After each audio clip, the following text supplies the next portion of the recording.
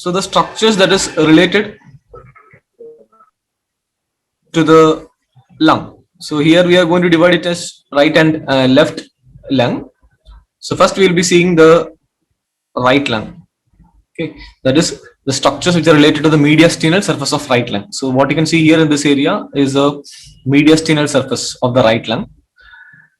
So let's see the structures one by one. Heart. So heart is related to the right lung, right atrium and the auricle, and a small part of right ventricle is related to this area. Superior vena cava, brachiocephalic vein. So brachiocephalic right and left brachiocephalic veins, that is related to the right lung. Azygos vein. Azygos veins are these veins. This one is the azygos vein. Esophagus. Trachea lies in front of the esophagus. It is not in the diagram, but it is lying in front of the esophagus, trachea. Inferior vena cava, the terminal portion of inferior vena cava.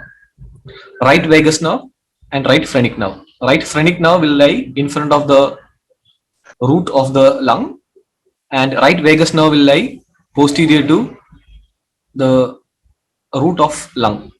So these are the structures that can be seen on the mediastinal surface of the right lung. Now let's see the left lung, the surfaces, the mediastinal surface and the structures related to it. So as I mentioned before, that the heart, the left side of the heart is related to the left lung, the left atrium, left auricle, left ventricle. Auricle is a projection from the atrium. So this area, these structures are related. Pulmonary trunk is a vessel which is arising from the heart, later divides into pulmonary arteries. So that's also related. The pulmonary trunk. Then the descending thoracic aorta. Descending thoracic aorta is this one. Descending thoracic aorta is a continuation of arch of aorta.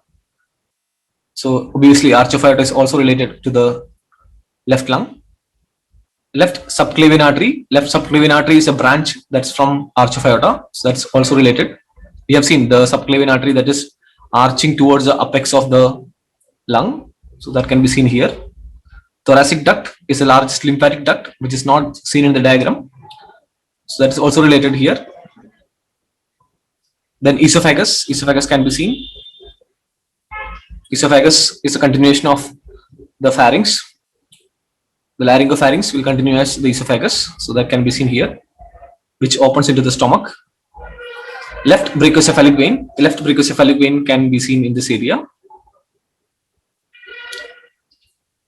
Left brachiocephalic and right brachiocephalic joins to form superior vena cava later.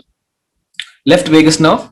Left vagus nerve is related posterior to the root of the lung. This area is the root of the lung. The structures, or you can say the hilum here. The hilum. I said already the difference between hilum and the root.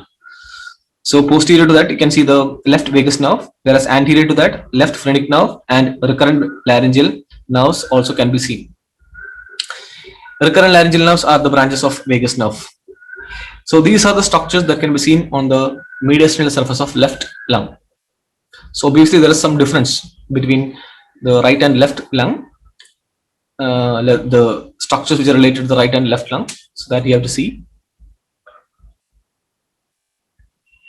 So this is a right lung from the costal surface. What you can see here is a costal surface of the right lung, where you can see that the apex and the base of the lung, and this is the medial surface of the lung.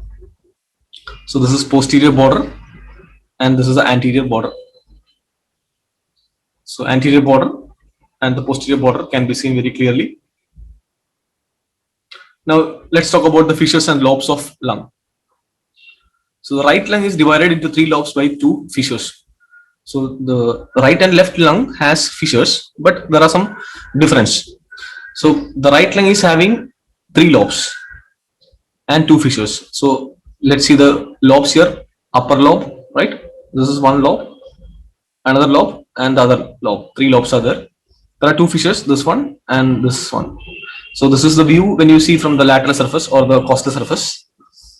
But when we see from the medial surface, it looks like this: a fissure and the other fissure here. second fissure, dividing the lung into 1, 2, and the third lobe.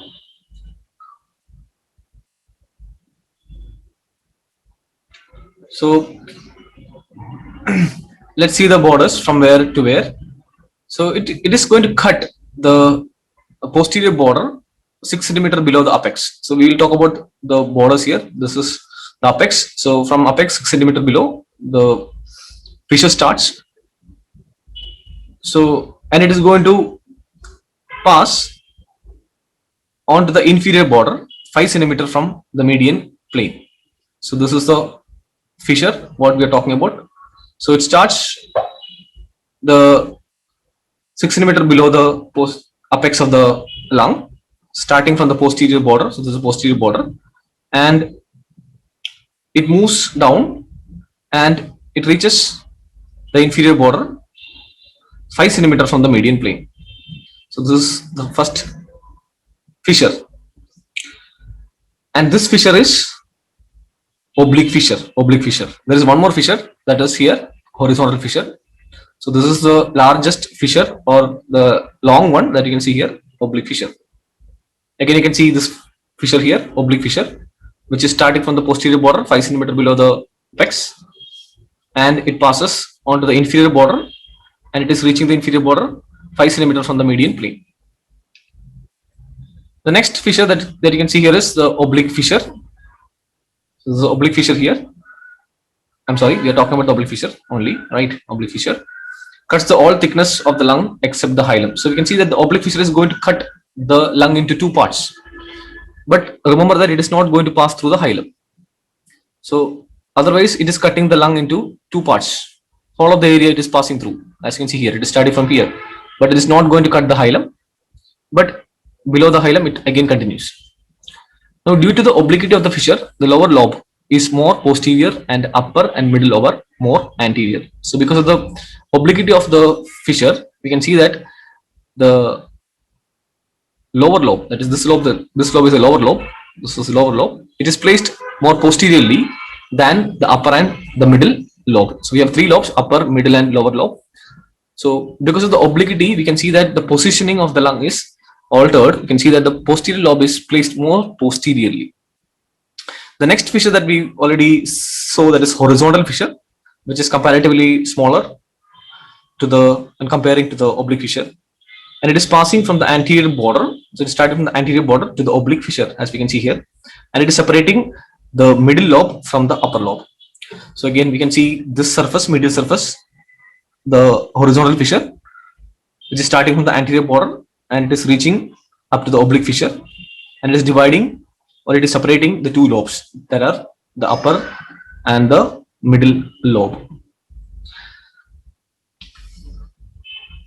Now this is regarding the right lung, right? Now what happens to the left? The left lung has only a fissure, a single fissure, that is oblique fissure. Costal surface and the medial surface can be seen here, the single fissure here. So there is one difference between the right and left lung. Right, we have seen that we have how many fissures? Right one, we have two fissures, right? Two fissures, whereas on the left side it is only a single fissure. So we have only two lobes here, upper lobe and the lower lobe on the left side, whereas on the right side we have upper, middle and lower lobe.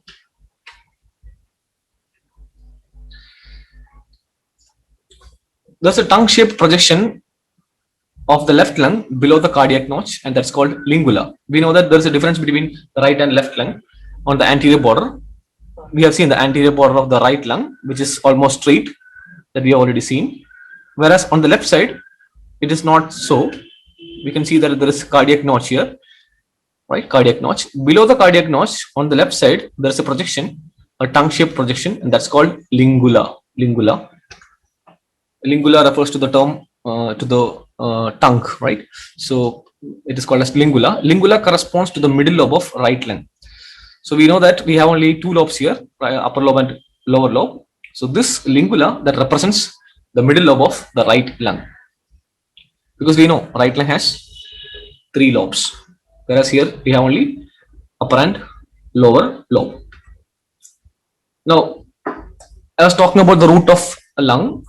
before and I explained it already, but still, what do you mean by the root of the lung? It is connecting medial surface of the lung with mediastinum. Mediastinum is the area that is seen between the two lungs. So the lungs are connected to the mediastinum. Now, what is in the mediastinum? In the mediastinum, you have the heart, you have the great vessels, and some nerves, and so on. So, root of the lung is connecting the medial surface of the lung with the mediastinum. So, as you can see here, there are structures which are connected to the lung. So, this is the lung, right lung, and this here you have the left lung. So, these structures, all the structures together, you can call it as root of lung. Now, the root of the lung is entering into the lung through the hilum. So hilum is a gateway where the root of the lung is connected to the lung. So the structures which are formed, right? What are the structures in the root of lung? They are either they are going into the lung or they are coming out of the lung. So we can just imagine that, right? Here you can see the trachea divides into bronchi, and bronchi is entering into the lung. So this structure is entering into the lung. Now, when we compare the pulmonary veins, you can see that the pulmonary veins are taking the blood from the lungs, the oxygenated blood from the lungs to the heart. So they are coming out from the lung. So it depends on when I say structures entering into the lung or coming out of the lung, that means there are structures inside here, and for example, now the trachea, right? Trachea has air. Now, what is the direction of the passage of the air? It is from trachea to the bronchus. Then it enters the lung. So I said that this structure is entering into the lung. Now, similarly, when I say pulmonary vein, what is the direction of the blood flow? It is from the lung to the heart. So this structure is coming out of the lung. Now, another example I can give you: pulmonary artery. Now, what about pulmonary artery? Pulmonary arteries carries blood from the heart to the lung. So this structure is entering into the lung. So I think you got the difference. What I mean by structures entering in and coming out of the lung. Fine. Now let's see the arterial supply of the lung. The right side is supplied by one bronchial artery. Now bronchial artery it is arising from the common trunk with the right third posterior intercostal artery. So it is arising from the right third posterior intercostal artery. So as you can see here, the right bronchial artery. Whereas on the left side, we have two bronchial arteries. They are branches of the thoracic aorta. So thoracic aorta give rise to the two bronchial arteries. So you can see here, these are the superior and inferior bronchial arteries. They are arising from the descending thoracic aorta.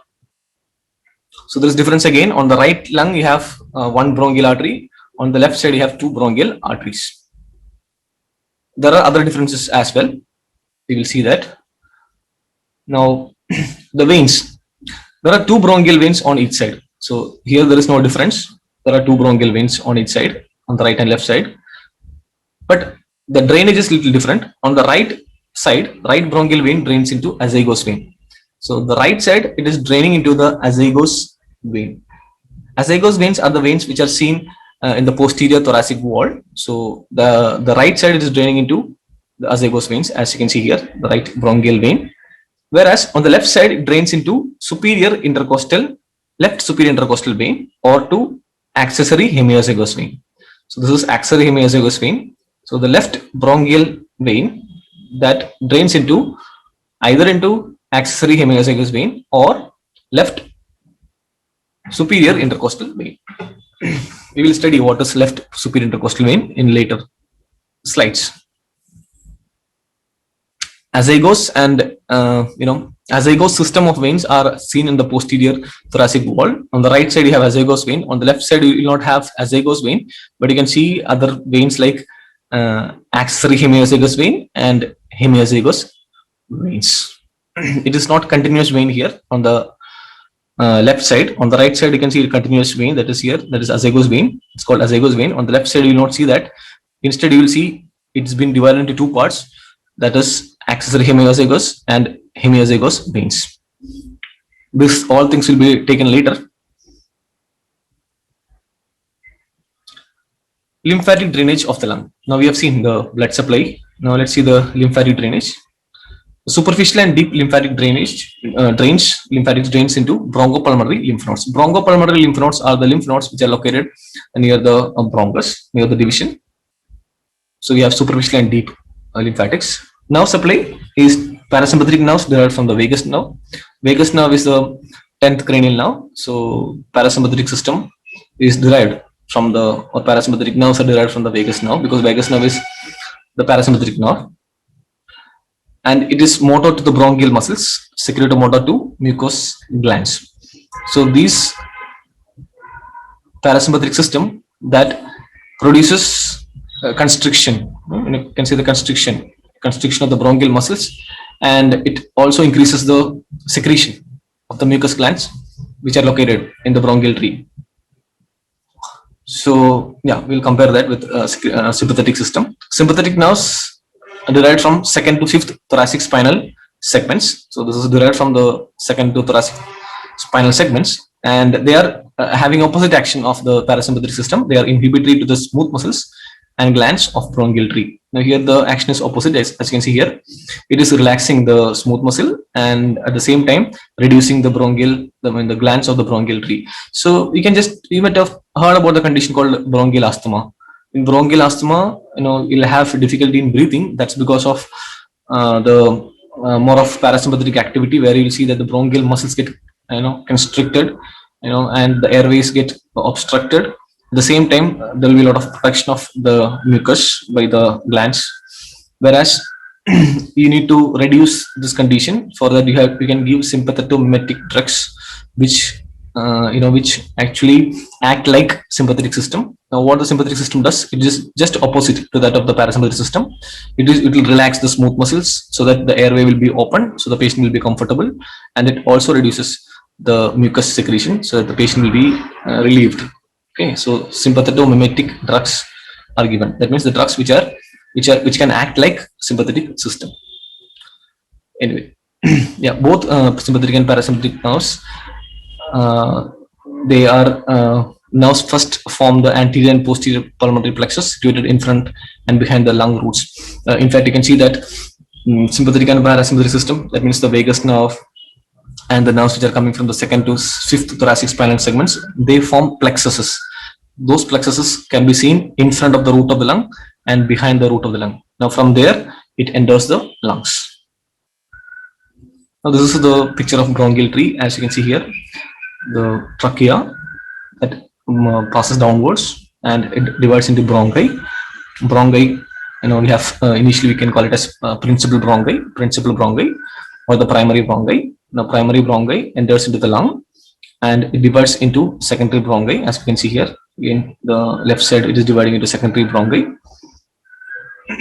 Then later it becomes tertiary bronchi. Then it becomes bronchioles.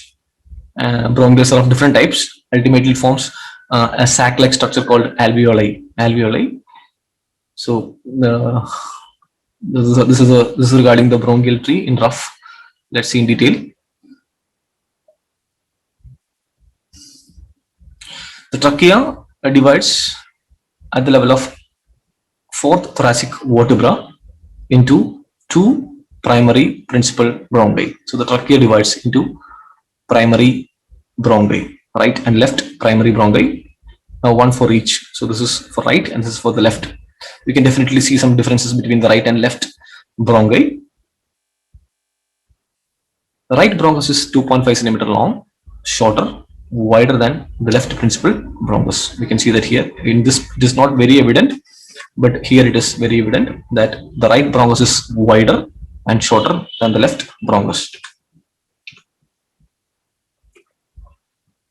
Now, inhaled particles tend to pass frequently to the right lung. So, because of the wider caliber of the right bronchi, a foreign substance that has entered into the trachea that can easily pass through the right lung or the right bronchus.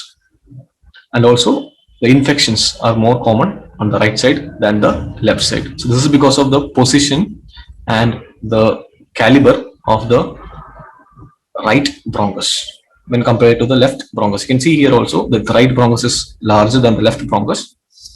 and right bronchus is almost in line with the trachea, almost in line with trachea. So any substance that is entering into the trachea can easily pass to the right bronchus. Whereas the left principal bronchus is 5 centimeter long, is longer, narrower, and more oblique than the right. So it is placed more obliquely than that of right, because I said right is almost in line with the trachea, but here it is little oblique. So substance tend to pass through the right bronchus. Now each principal bronchus enters the lungs through the hilum, as we discussed before, and divides into secondary lobar bronchi. Secondary bronchi are also called as lobar bronchi. So why it is called as lobar bronchi? Because the secondary bronchi will be given, or one secondary bronchi will be given for one lobe. So we know that on the right side you have three lobes, isn't it? Right side you have three lobes. So we have three secondary lobar bronchi. So one for upper, one for middle, one for the lower. Whereas on the left side we have only two secondary bronchi, one for the upper and one for the lower lobes. That's what's written here. There's three lower bronchi on the right side and two on the left side. I hope you remember that the right lung has three lobes and the left lung has only two lobes. So the division is according to that. Now each lobar bronchus divides into tertiary or segmental bronchi, one for each bronchopulmonary segments. Now we will also see that now we have seen here we have the upper, middle, and the lower lobe. Now each of this area, or you can see the right lung and the left lung, having bronchopulmonary segments. So bronchopulmonary segments are again surgically important segments. We will see that later. So each lobe has, suppose we have three bronchopulmonary segments in the upper lobe. In the middle lobe we have two, etc. So each lobe is again divided into smaller lobes, and that's called bronchopulmonary segments. So you have seen the secondary bronchi or secondary lobar bronchi that divides into tertiary lobar bronchi in the next stage. So what happens is that, so suppose we have, this is a secondary bronchi, this is again dividing into tertiary. Now this depends on how many bronchopulmonary segments it has. Suppose the secondary bronchi here and the upper lobe, suppose you have upper lobe has three bronchopulmonary segments. So if it has three bronchopulmonary segments, the secondary bronchi will divide into three tertiary bronchi. Similarly, I can give you here an example. Suppose the upper lobe on the left side has the 5 bronchopulmonary segments. So the secondary bronchi will divide into 5 tertiary bronchi. I hope you got it. So here it is written that the secondary bronchi is dividing into tertiary bronchi. Now it is according to the number of bronchopulmonary segments. Now on the right side you have 10 altogether. If you consider upper, middle, and lower lobe, altogether the bronchopulmonary segments, there are 10 on the right side. On the left side there are 10. So ultimately we are going to see 10 tertiary bronchus on the right and left side. Doesn't matter, you will understand when we go through the bronchopulmonary segments in the next slide. Now segmental bronchi. So segmental bronchi is also called as tertiary bronchi. Why it is called as segmental bronchi? Because it is dividing according to the bronchopulmonary segments. That's why. Now segmental bronchi divides repeatedly. Again it is going to divide to form very small branches called terminal bronchioles. Now after dividing into tertiary bronchi, it is dividing into smaller and smaller division, and that's called terminal bronchioles. Here the name changes from bronchi to bronchioles. Just note that point, bronchioles. Now still smaller branches are called respiratory bronchioles. Terminal bronchioles again divides into smaller branches called respiratory bronchioles. So here we can see that the primary bronchi enters, dividing into secondary bronchi, dividing into, here you can see the primary bronchi dividing into secondary bronchi. Then secondary bronchi is dividing into tertiary bronchi. Now tertiary bronchi is going to divide and form ultimately smaller terminal bronchiole. Terminal bronchiole again is going to divide into respiratory bronchiole. So this is the terminal bronchiole. Terminal bronchiole again divides into respiratory bronchiole. Now, respiratory bronchiole aerates small part of lung known as pulmonary unit. So the part of the respiratory bronchiole, or the part of the lung which is aerated by one respiratory bronchiole. So this is respiratory bronchiole. So that is called as the pulmonary unit. So this area is called as a pulmonary unit. This is called as pulmonary unit because they are aerated by one respiratory bronchiole. Now respiratory bronchiole ends in microscopic passages named as alveolar duct. Respiratory bronchioles again divides into smaller ducts, and that's called alveolar duct. They're microscopic, and these alveolar duct, at the end of the alveolar duct, you will see that a sac-like structure, and those structures are called as alveoli or the air sacules. So the division here is terminal bronchiole dividing into respiratory bronchiole. So the part of the lung that is aerated by one respiratory bronchiole is called the pulmonary unit. Now the respiratory bronchiole again divides into alveolar duct. At the end of the alveolar duct or throughout the alveolar duct, you can see that there are sac-like structures. They are called as alveoli, right? And gaseous exchange takes place in the alveoli in this area. So this is what is called, the division of the respiratory tract. Now this whole area, that means starting from the respiratory bronchiole, the alveolar duct, alveolar sac, all these areas are called as respiratory zone. So that means the area starting from the respiratory bronchiole, the alveolar duct, alveoli, there the gaseous exchange can take place. Gaseous exchange can take place in this area, that is respiratory bronchiole, alveolar duct, and the alveoli. What do you mean by gaseous exchange? The oxygen in the lung is transferred to the blood vessels, and the carbon dioxide in the blood vessels that will be transferred into the alveoli, into the alveolar duct, or into the respiratory bronchiole. So since the internal respiration, you can see, I cannot say internal respiration, the gaseous exchange that takes place in this area, it's called as respiratory zone. That's where the name itself is changing from here, right? It's called as a respiratory bronchiole. Terminal bronchiole is now it's called as a respiratory bronchiole. Then alveolar duct and the alveoli. This is called the respiratory zone. Now we are going to see the bronchopulmonary segments. So we have seen the bronchopulmonary segments before. I said that we have the right lung, we have the upper, middle, and the lower lobe, and each lobe has got bronchopulmonary segments. And we have seen that the bronchi, the principal bronchi entering, dividing into initially the secondary bronchi for the lobes. So right on the right side, you have 3 secondary bronchi, one for upper, middle, and the lower. Then the secondary bronchi divides into tertiary bronchi or the segmental bronchi. Now here the division is depending on how many bronchopulmonary segments it has. For example, the right side, right lung, you know that the secondary bronchi are 3, right? One for upper, one for middle, one for lower. Now the secondary bronchi for the upper lobe will be dividing into 3 tertiary bronchi because it has got 3 bronchopulmonary segments, right? So that's what I meant by the tertiary bronchi. Now what is bronchopulmonary segments? They are well defined sectors of the lungs, each one of which is aerated by tertiary or segmental bronchus. So definitely each bronchopulmonary segments are aerated by or is aerated by a segmental bronchus or the tertiary bronchus.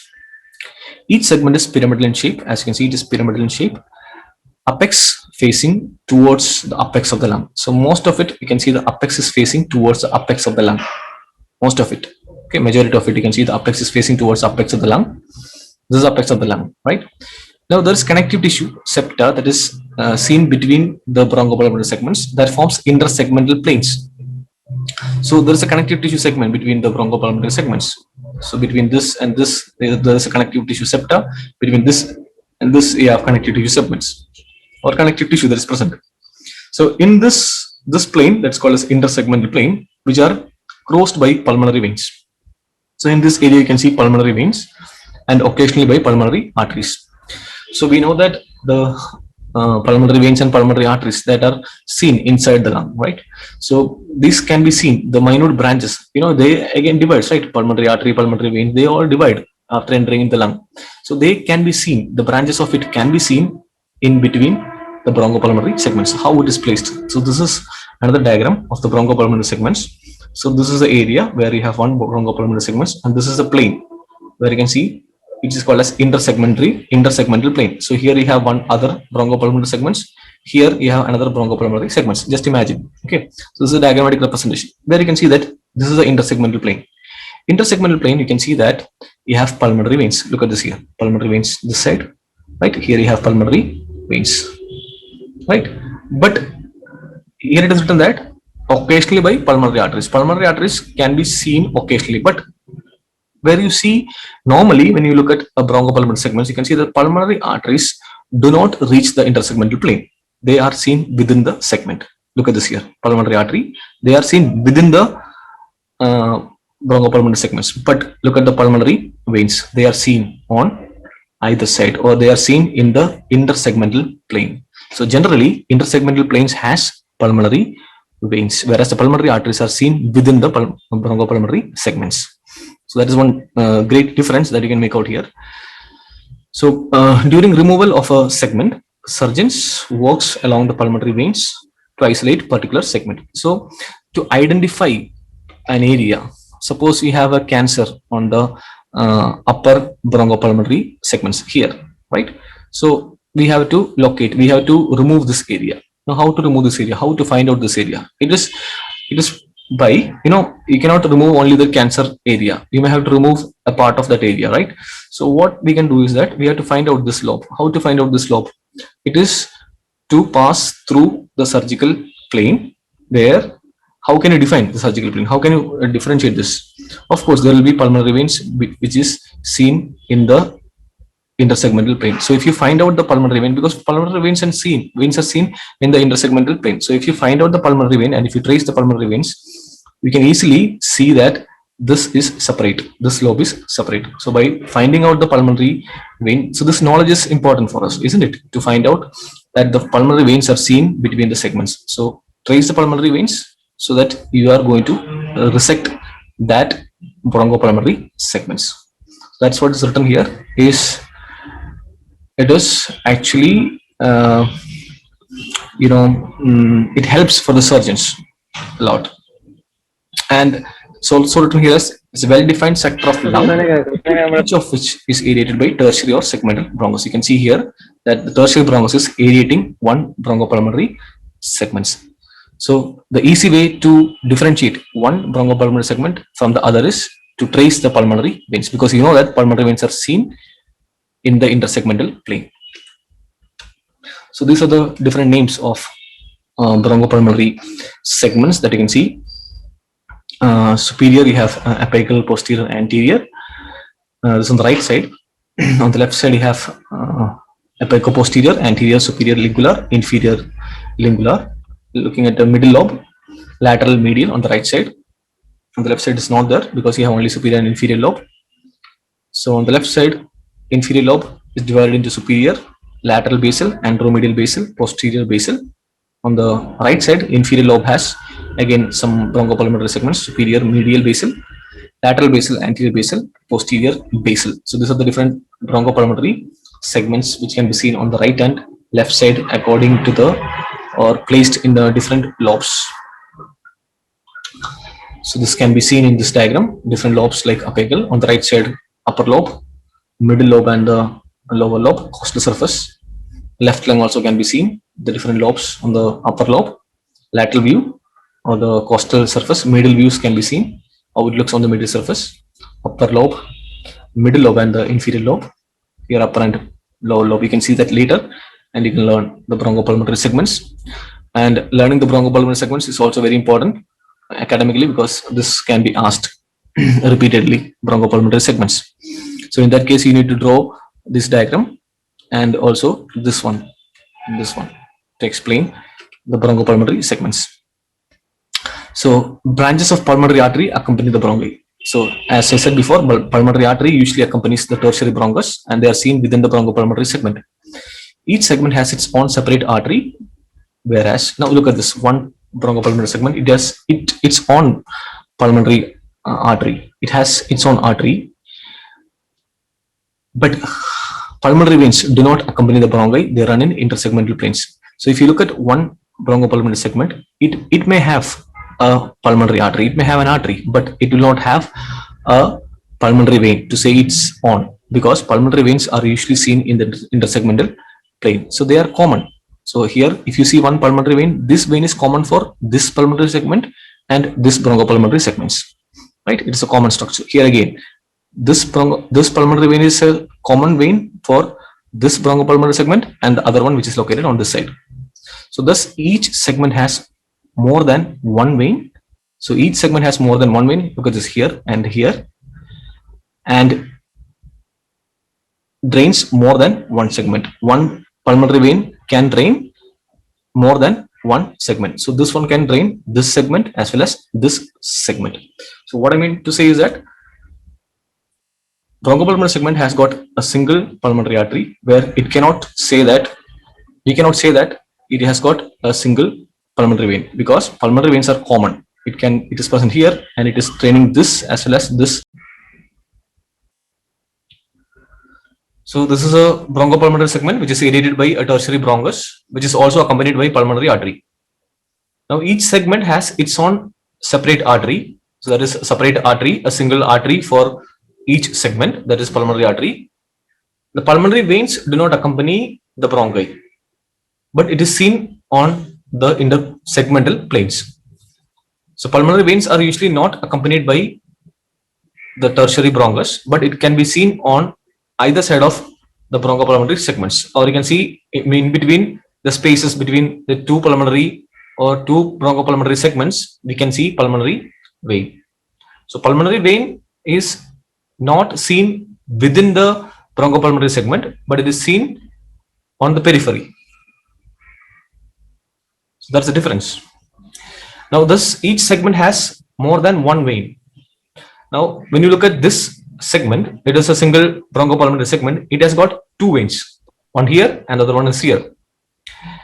And one pulmonary vein can drain more than one segment. For example, this pulmonary vein, which is over here, can drain this pulmonary segment, bronchopulmonary segment, and the bronchopulmonary segment, which is on this side. So that is the difference between the situation of the pulmonary artery and the pulmonary vein with relation to bronchopulmonary segment. Now, what are the clinical anatomy related to the lung? Usually infections of a segment remains restricted to it. So the infections of a bronchopulmonary segment, that will be remaining or restricted to that bronchopulmonary segment only. Not all, but many of them. But some infections like TB, it can spread over bronchopulmonary segments. So it is not restricted within the bronchopulmonary segment. These infections can spread, like tuberculosis. Now, bronchoscopy is a procedure for visualizing interior of bronchi by using instrument called bronchoscope. So bronchoscope is an instrument by using that we can see the interior aspect of the bronchi.